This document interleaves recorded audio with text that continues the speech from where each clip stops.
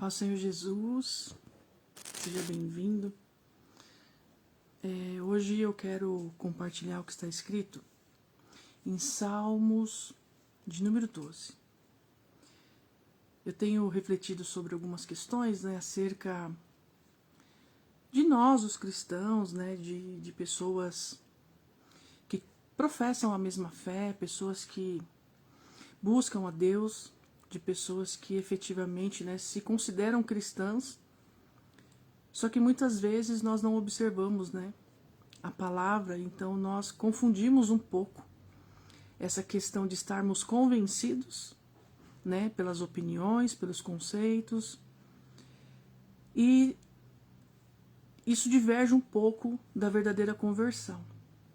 E eu lendo aqui Salmo de número 12, eu fiquei pensando aqui comigo mesma sobre algumas questões muito pontuais acerca da vida cristã, acerca de um comportamento motivado na nossa fé em Cristo Jesus, quando nós entendemos que temos que ter um direcionamento de Deus e que nós temos que clamar pelo caráter de Cristo nas nossas vidas.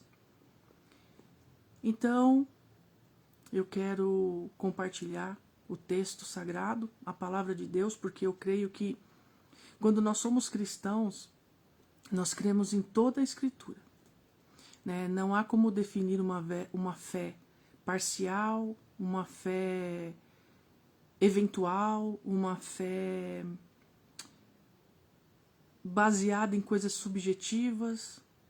Não, a fé é em algo real. A palavra de Deus ela é real. Ela é digna de toda aceitação.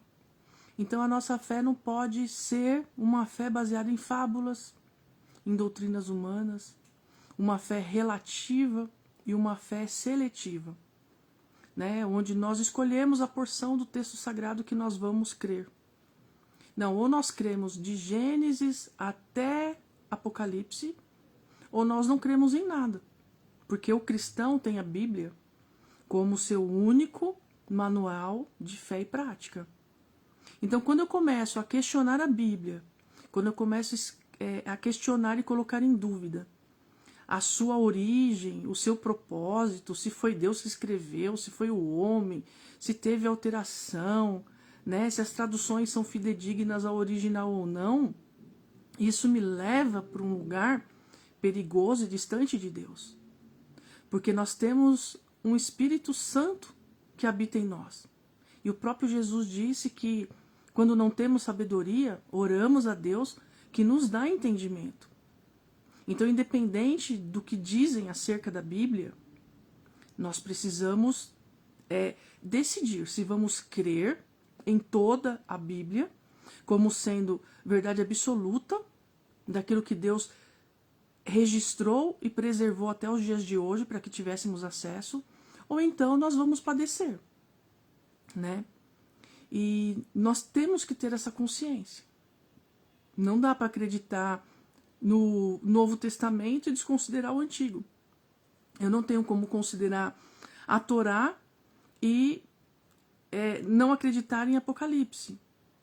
Muitas vezes a nossa incredulidade ela vem de uma superficialidade, de uma falta de expectativa na verdade de Deus e também uma falta de empenho da nossa parte em lermos as Escrituras e debruçarmos sobre ela, e nos debruçarmos sobre elas, a fim de buscar essa verdade, dando tempo ao tempo, passando pelo processo, respeitando esse período em que as informações vão sendo coletadas e elas vão sendo armazenadas no nosso coração, e ali o Espírito Santo vai trabalhando essas verdades, vai nos convencendo. Então, assim, eu acho perigoso, quando algumas pessoas se posicionam com esse discurso de que quem, na verdade, escreveu a Bíblia foi o homem.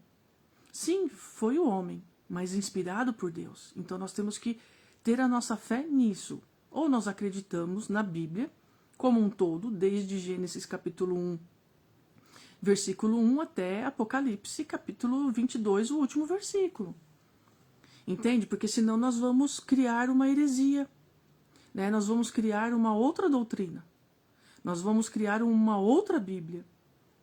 Então, se nós ficarmos, né, nós os cristãos, aqueles que assumiram a identidade de filhos de Deus, se nós ficarmos apenas com a Escritura Sagrada, se nós tivermos acesso a um dicionário bíblico, na internet tem alguns, onde você pode inclusive ler o texto no seu original, sem pagar nada, apenas acessar ali online, né, você vai crescer muito em conhecimento. Você vai adquirir, assim, informações preciosas para a sua vida. Então, nós não precisamos ter esse tipo de preocupação, porque aquilo que, porventura, aprendermos e que não for da parte de Deus, ele vai remover do nosso coração. Amém? Então, aqui para compartilhar, né, o Salmo de número 12, eu quero iniciar primeiro com o versículo 7 dos Salmos de número 11, que diz assim: porque o Senhor é justo e ama a justiça. O seu rosto está voltado para os retos. Então, assim, quando eu confesso o Senhor Jesus como meu Senhor e Salvador, e eu creio na palavra, o Senhor que é justo, né, o nosso Deus, Jeová, Elohim, né, esse Deus que é justo, ele vai nos amar com a sua justiça. Então ele não vai nos deixar no engano. Ele não vai permitir que a nossa deficiência, as nossas limitações venham a nos impedir de compreender exatamente a verdade bíblica. Então a gente tem que abandonar esses questionamentos, nós temos que abrir mão, né, de tanta dúvida, de tanto questionamento, para nós podermos ouvir de fato aquilo que Deus quer falar conosco. Então, assim, dito essas coisas, que são primícias para mim, porque eu já questionei muito a Bíblia também, eu já coloquei muito em questão, né, quando eu me deparava com questões bíblicas, com princípios morais da parte de Deus, que me confrontavam. Então, hoje eu penso que o pecado, ele é uma ferida aberta e exposta. Toda vez que a palavra de Deus, a verdade, tocar o nosso pecado, que é essa ferida aberta, essa ferida exposta, essa verdade, ao tocar o pecado, vai fazer com que o nosso pecado sangre e doa.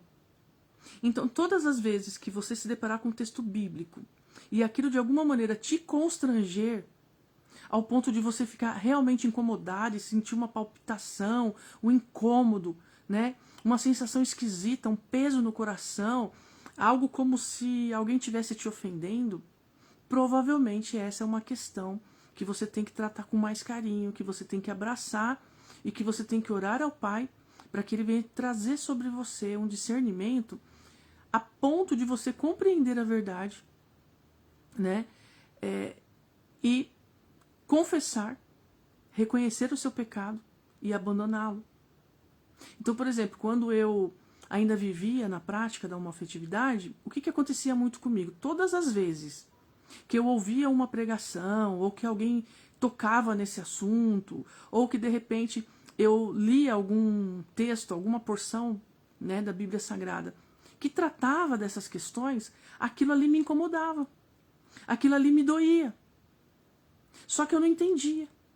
Né? Por que eu não entendia? Porque eu não parava para me examinar e perguntar para Deus se aquilo era algo que Ele estava querendo trabalhar comigo. Então, assim, todo pecado, e esses dias Deus falou comigo, em específico sobre o meu pecado, né? Porque eu não estou aqui para falar do pecado de ninguém, eu vou falar do meu, né? Porque o meu eu conheço cara a cara, eu me deparo com ele, né? Então, assim, o que Deus colocou no meu coração? Que esse sentimento, essa falsa identidade, né, que essa identidade que foi deturpada, né, que foi fraudada, né, por conta da queda do homem, tudo aquilo que nós sabemos que o inimigo ele vai trabalhando contra a nossa vida, essa homoafetividade, né, esse pecado da homoafetividade, ou qualquer outro pecado de imoralidade sexual, de mentira, de prostituição, de adultério, enfim, qualquer pecado, ele é uma ferida aberta e ele está exposto a todo tempo. Então, cada vez que eu estou lendo a palavra e e o meu pecado encosta ali, tem um atrito, ele é confrontado pela palavra, isso vai me gerar um incômodo, a ponto de fechar a Bíblia e não querer ler, ou simplesmente de não querer crer naquela porção bíblica. E aí eu considero que aquela porção foi alterada e o resto não. Então, quer dizer, eu estou adaptando a palavra, ora para me absolver, ora para condenar. Só que a Bíblia não é isso. Ela é verdade em todas as coisas. Entende? Então, assim, nós precisamos realmente nos examinar e não sermos tão melindrosos, não sermos tão, assim, delicados. Porque quando a gente se comporta, né, dessa maneira, e nós nos fazemos vítimas de nós mesmos, porque o inimigo ele quer dizer que nós não conseguimos, que nós não podemos, e que a Bíblia é que está errada, quando na verdade nós é que somos os errados. Somos nós os pecadores. Deus é santo, Jesus é santo, morreu santo, né?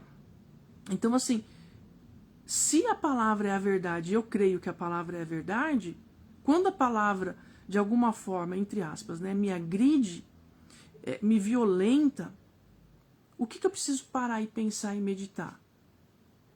Se a minha carne está doendo, é o pecado me afligindo. Por que Jesus disse assim, vinde a mim vocês que estão cansados, oprimidos, e eu vos aliviarei? É porque ele sabe que o pecado nos maltrata, nos pesa, né? Então, e nos faz permanecer no engano. Então, quando a gente para avaliar todas essas questões bíblicas de Gênesis e Apocalipse, nós precisamos, de fato, ter essa consciência de que nós somos pecadores, ponto. Depois de Adão e Eva, ninguém que veio ao mundo nasceu numa outra condição a não ser na condição de pecador. Os únicos seres humanos que experimentaram um corpo, né, sem pecado, pelo menos no início da criação, foram Adão e a Eva. Depois eles caíram. E a partir disso, tudo que eles frutificaram e multiplicaram foi numa condição caída. Entende? E esse salmo aqui, ele começa dizendo exatamente sobre salvação. Então ele diz assim, salva-nos, Senhor. Então o salmista, aqui no caso Davi, né, que escreveu a maior parte de todos os salmos, ele começa dizendo assim, Senhor, nos salva, porque faltam os homens benignos. Então, o que Davi está reconhecendo ali? Olha, Senhor, o Senhor tem misericórdia de nós, o Senhor vem com a sua salvação, porque assim, no mundo não existem mais pessoas boas. Sabe? E aquelas boas, por força, né, de um agir especial do Senhor, até isso está faltando. Por quê? Porque o homem ele tem se tornado tão soberbo, tão orgulhoso, né? E ele quer tanto assim colocar a palavra de Deus em questionamento, porque a palavra ela contraria tudo que nós pensamos, todos os nossos conceitos. Então chega uma hora que o diabo ele começa a colocar na nossa mente que talvez a Bíblia é que esteja errada. E a Bíblia não está errada. Independente das traduções, das versões, de um equívoco ou outro que um homem humano pode ter cometido, até que essa versão chegasse a nós, mas fato é que Deus não é um Deus de engano, e ele não deixa ninguém no engano, porque ele é justiça. Então, se ele está permitindo, né, que o nosso coração venha a crer nas Escrituras, é porque ela é digna da nossa confiança. Caso contrário, ele não permitiria.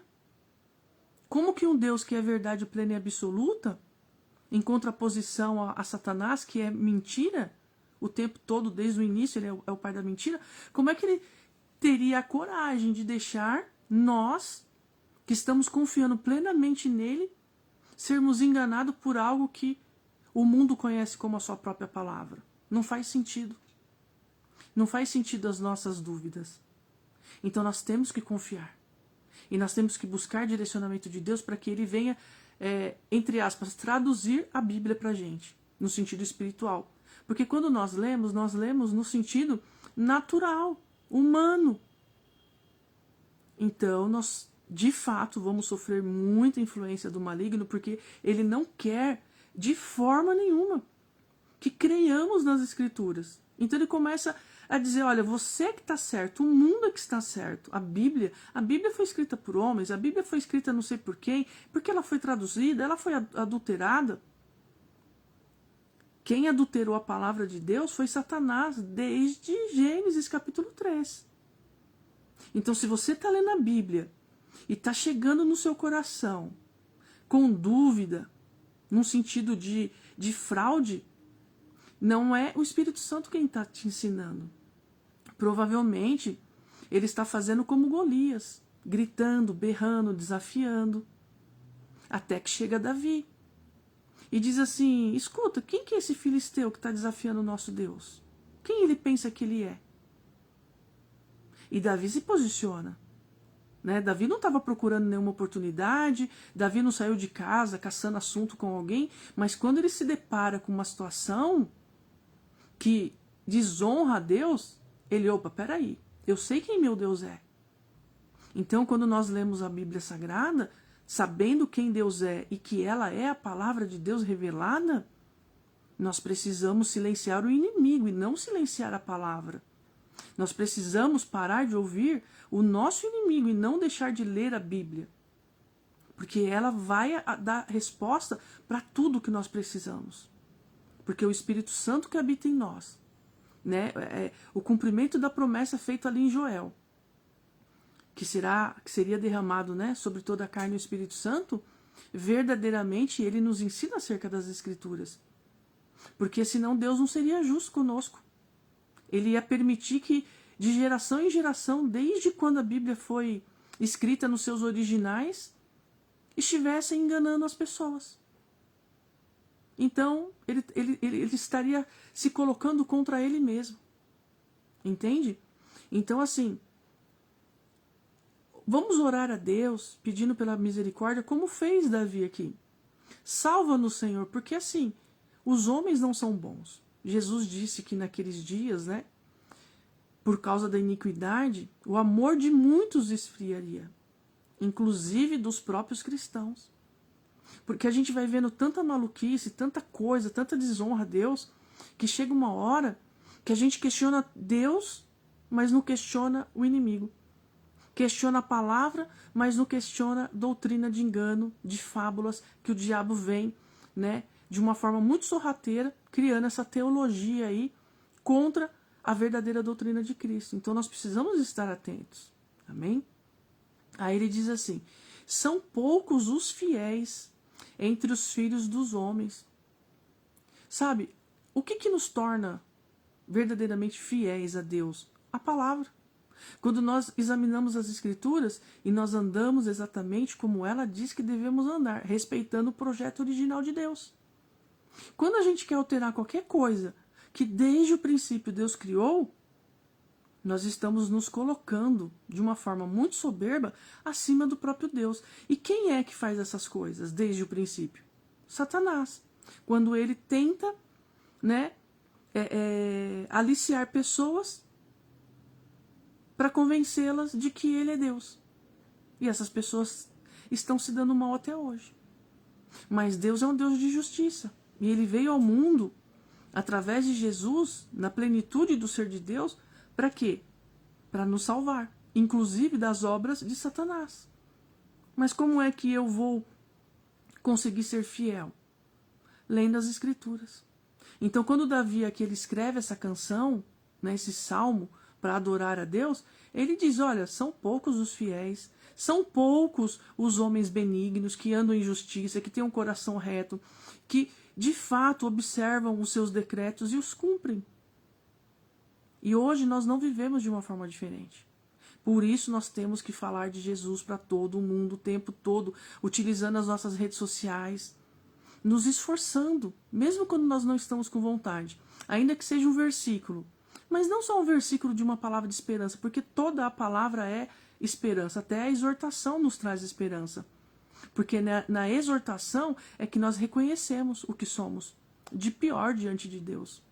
É quando Deus nos disciplina que Ele diz para nós acerca da santidade dEle e da nossa imundícia.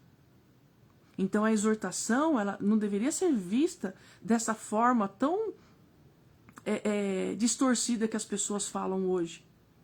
Porque quando a gente entende a exortação como a correção de um pai que ama um filho, de um amigo que ama o outro amigo, de um irmão em Cristo que ama o outro irmão em Cristo, nós deveríamos ficar gratos com a exortação. Lógico, a gente não precisa falar de forma grosseira, né, de forma agressiva, porque tem gente que bate com a Bíblia, não é isso. Mas nós temos que exortar, nós temos que trazer para a pauta, né, das falas e das pregações cristãs, tudo aquilo que a Bíblia nos ensina, porque muitos perecerão por falta do conhecimento.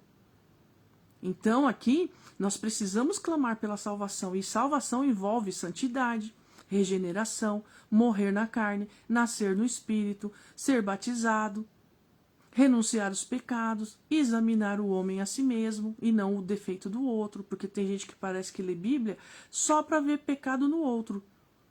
E as Escrituras dizem assim, examine o homem a si mesmo, porque é necessário.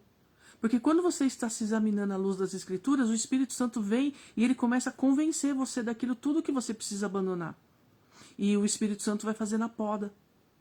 Para quê? Para que possamos crescer em santidade, em pureza de coração, em espírito reto, adorando ao Senhor de toda a nossa alma, de todo o nosso entendimento.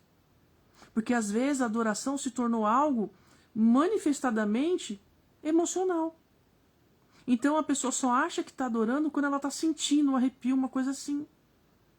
E na verdade o nosso culto é espiritual e racional. Por quê? Porque ele é prestado com entendimento. Eu faço porque eu entendo, não porque eu sinto. Por isso que tem gente, sabe, prestando culto, e Deus diz que esses altares são de Baal. Por quê? Porque aquele culto que está sendo prestado, ainda que a pessoa tenha esse desejo de conhecer mais a Cristo, a forma do culto dela não agrada a Deus. Por quê? Porque ela faz fora do projeto original. Então não dá para prestar culto sem ler Bíblia e achar que é só cantar uma canção e ouvir alguma coisa que alguém está falando. Não, culto não é isso. Culto é você fazer expiação do seu próprio pecado, porque o cordeiro já foi morto. Então quando eu vou ao culto, como que era o culto antigamente? As pessoas se reuniam, havia o sacerdote, o sumo sacerdote, os animais eram mortos, se fazia expiação pelo pecado e depois todos na comunhão comiam. O culto não é mais isso. O culto não é para você se oferecer como sacrifício vivo e agradável, como disse Paulo aos Romanos, lá no capítulo 12, versículo 1.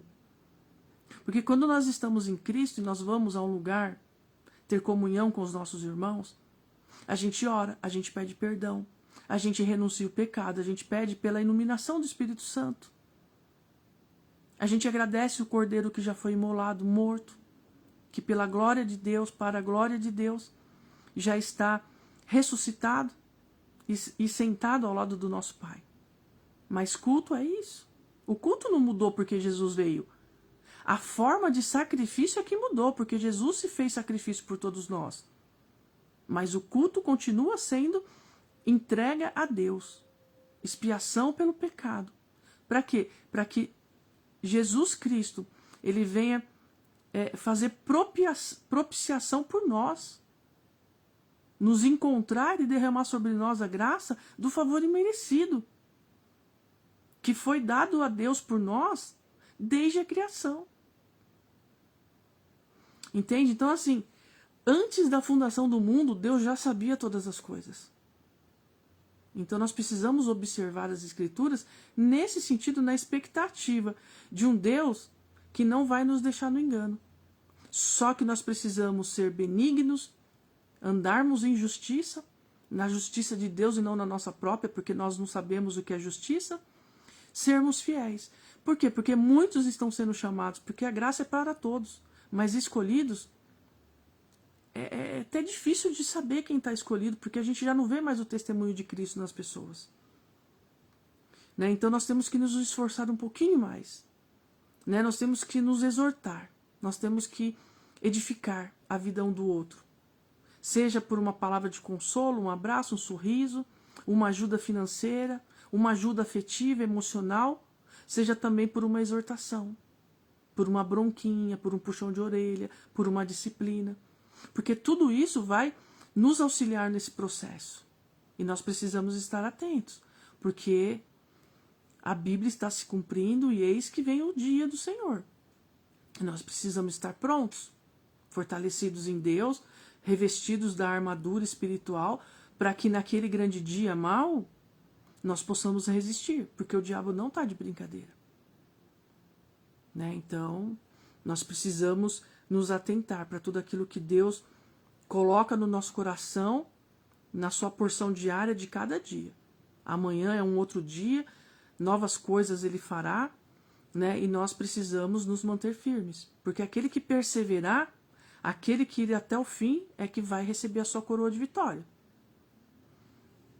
Aqui ele também diz o seguinte: cada um fala com falsidade ao seu próximo. Falam com lábios lisonjeiros e com coração dobrado. Porque hoje em dia as pessoas, sabe, infelizmente, elas querem amizade por interesse, né? Elas se relacionam por interesse, às vezes até no meio cristão, dentro de uma comunidade cristã, dentro daquilo que nós chamamos de Igreja de Cristo. As pessoas se envolvem na obra por uma vantagem, né? por uma satisfação pessoal. Já não existe mais a verdade, né? É difícil você encontrar alguém que queira se relacionar com você somente pela verdade, mesmo que você não tenha nada para oferecer, a não ser você mesmo, com a sua amizade, com o seu abraço, com uma palavra. Hoje em dia, as pessoas elas estão muito corrompidas com esse mundo de troca, né? com esse mundo de barganha, com coração que uma hora quer, uma hora não quer, é instável, né? É o ânimo dobre, né? A gente não, uma hora tá aqui, outra hora tá ali. E aí a gente constrói uma amizade, no primeiro tropeço que a pessoa dá, a gente já ignora, já manda passear, já dispensa, já ignora, já despreza, porque a gente não consegue lidar com o erro das pessoas. Né? A gente não consegue lidar com os destemperos, né? Com os destempérios. E é difícil as relações humanas assim, né? Onde todo mundo se coloca como vítima, onde todo mundo não pode ouvir nada, que já se ofende e não sabe ir lá se reconciliar com o próximo. Porque se você, enquanto você só está elogiando e falando, né, lábios lisonjeiros e um coração dobrado, ou seja, enquanto você está ali agradando, falando coisas bonitinhas, né, servindo ali as vaidades, ok.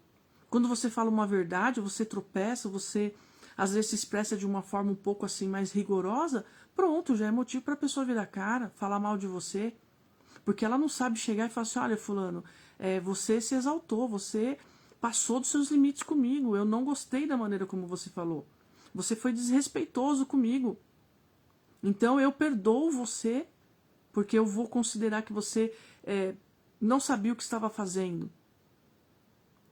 Sabe, também te peço perdão se de repente eu colaborei para aquele seu comportamento, mas a gente precisa se resolver. Não, as pessoas não fazem mais isso. Então é muito perigoso, sabe? Diante de Deus, não diante de mim.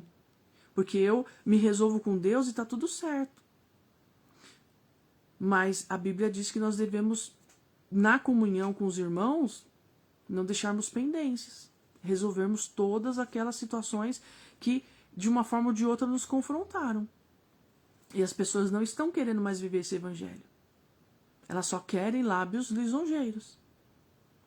E no 3, vem aqui uma exortação no sentido de: o Senhor cortará todos os lábios lisonjeiros e a língua que fala soberbamente. Então, assim, a gente não pode, sabe, ficar rendido às vaidades, né? Ao vitimismo do outro. Nós temos que falar a verdade, com amor, no propósito, né? De fato, estarmos preocupados com as pessoas. Não de darmos as nossas opiniões pessoais, mas de falarmos a palavra de Deus. Exortar com a palavra de Deus. Então, assim, essa coisa de lábios lisonjeiros custa muito para quem fala e para quem ouve.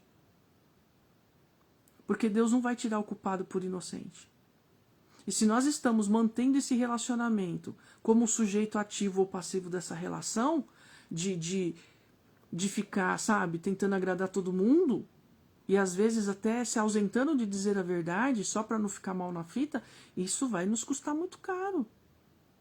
Porque Deus aqui, ó, o salmista, ele deixa claro que o Senhor cortará todos os lábios lisonjeiros e a língua que fala soberbamente.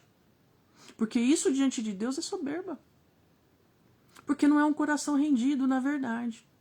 É um coração que tenta, né, se relacionar com as pessoas fora de um relacionamento com Deus, pelos padrões do mundo. E isso é que está levando muitos cristãos à falência espiritual, à queda, a uma vida no pecado. E a gente sabe que o salário do pecado é a morte. Por isso a gente tem que se examinar. Será que eu estou falando a verdade? Será que de fato eu não estou tecendo elogios e comentando coisas só para o outro ficar felizinho e eu chegar onde eu quero chegar? Receber dessa pessoa aquilo que eu pretendo receber através de palavras mentirosas? É perigoso isso. Então, assim, sabe, as pessoas, quando elas se submetem a esse tipo de relacionamento, automaticamente elas começam a causar uma opressão nos outros. Então, aqueles que não se submetem ou que não se encaixam nesse padrão de comportamento, com certeza sofrerão opressão. De todos. Por quê? Porque quando você não fala nada para agradar os outros, você é a chata, você é arrogante, você é religioso. Então eles começam a taxar você de coisas que você não é, para te desmoralizar e de alguma forma te imobilizar diante de um coração reto em Deus. Porque o que o inimigo ele quer? Ele quer fundamentar as relações humanas com base em barganha, em troca, em interesses. Quando uma pessoa que é cristã, que ela vive pela verdade, ela não se rende a esse jogo, o que essas pessoas começam a fazer? Desmoralizar. Ah, porque depois que fulano virou crente, depois que ciclano virou crente, então eles começam com esse tipo de discurso e começam a espalhar essas notícias e contaminar o coração de todos aqueles que estão ao seu redor. Por quê? Porque o inimigo quer te paralisar. Então, assim, não deixe de dizer a verdade, mesmo que isso te custe muito. Mesmo que isso venha causar no coração daqueles que você mais ama um ódio. Porque isso é palavra de Deus também. Né? Que quando você começar a servir a Cristo e andar na verdade, o mundo vai te odiar. E o mundo é um mundo.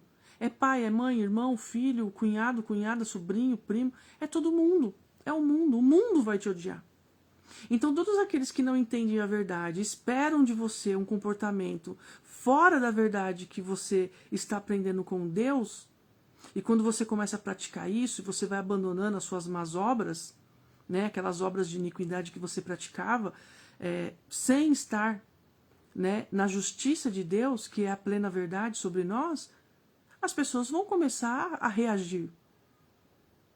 E você precisa estar fortalecido em Deus para não abrir mão e não negociar princípios.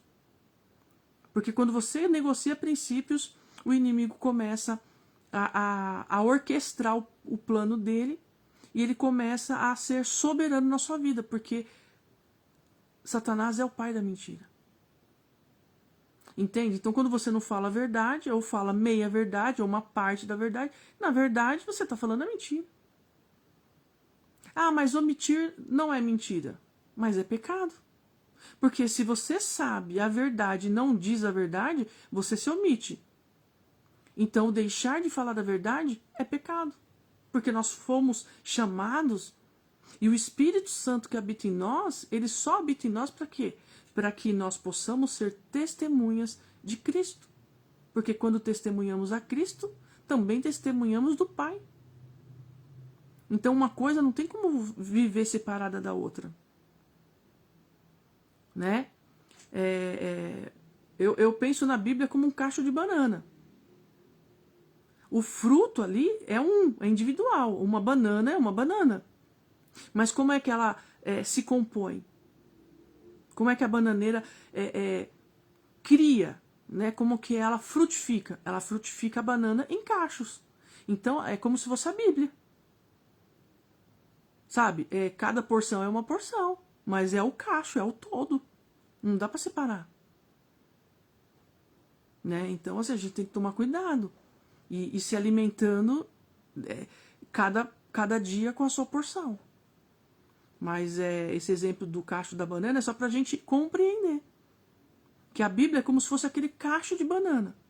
Cada banana em si é uma verdade absoluta. Cada capítulo, cada porção da Bíblia também é uma verdade absoluta. Entende? Não muda a essência. Não muda a fonte. É a mesma coisa. Então a gente não pode querer separar as coisas e achar que com as coisas de Deus nós podemos subdividir verdades. Ah, isso aqui é verdade, isso aqui é mais ou menos verdade, isso aqui é mentira. Não, tudo é verdade. Deus é a verdade. Por isso que Jesus disse, eu sou o caminho, eu sou a verdade. Ele não disse, eu sou uma parte da verdade. Não, ele é a verdade. Amém? Então, assim, que nós possamos, sabe, na verdade, libertar os cativos. Porque quem não propaga a verdade aprisiona, oprime. E outra coisa, conduz à morte. Porque uma pessoa que não vive na verdade, ela vive na mentira. E a mentira por si só é um pecado. Então ela está condenada à morte. Ela já está morta no seu pecado. Por isso nós devemos falar a verdade. Para que esses necessitados, esses órfãos, né, pessoas sem pai, e essas viúvas, pessoas sem o esposo, que é Jesus, elas possam ter uma esperança. Elas possam ter ali no seu coração, né, essa sensação de gratidão e essa alegria da salvação em Cristo Jesus. Por isso, é nossa responsabilidade anunciar o Evangelho com verdade.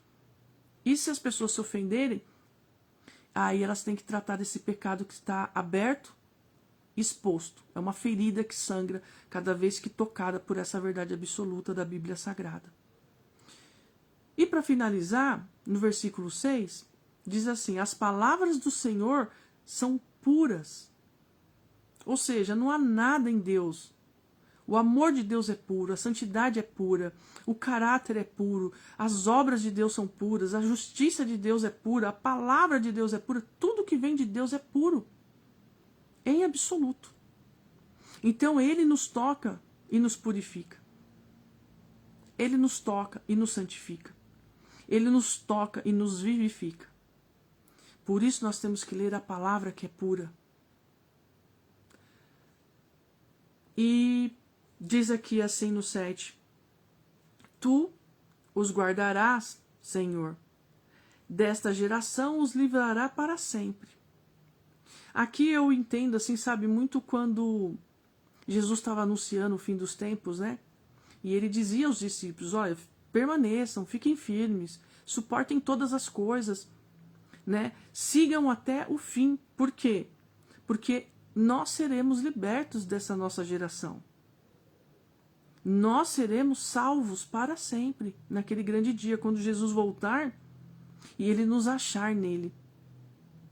Porque nós somos o ramo enxertados na videira. E quando Jesus nos olhar para nós e ele ver ali a semelhança dele, nós subiremos. Se estivermos mortos, ressuscitaremos. Mas fato é que iremos para ele. Aliás, iremos com ele para o Pai. Por quê? Porque nós entendemos a justiça, nós entendemos que falar a verdade é primordial. É a essência de todo cristão. Por quê? Porque os ímpios circulam por toda parte.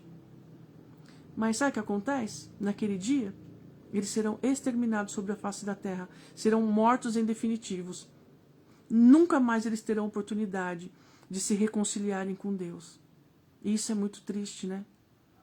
Isso é muito triste porque todos os dias Deus nos acorda. Ele nos dá o fôlego de vida. E ele fica na expectativa de que nós possamos ter a consciência de filhos, clamarmos por perdão, por misericórdia, a fim de sermos salvos. Porque Jesus já conquistou tudo isso na cruz do Calvário. Então que você possa meditar nesse salmo, que você possa meditar em toda a palavra de Deus e principalmente andar na verdade. Porque é na verdade que nós venceremos. E é a verdade que vai combater as mentiras e vai destruir o reino das trevas cada vez que nós nos posicionarmos em favor das Escrituras Sagradas. Amém? Que Deus te abençoe e até a próxima.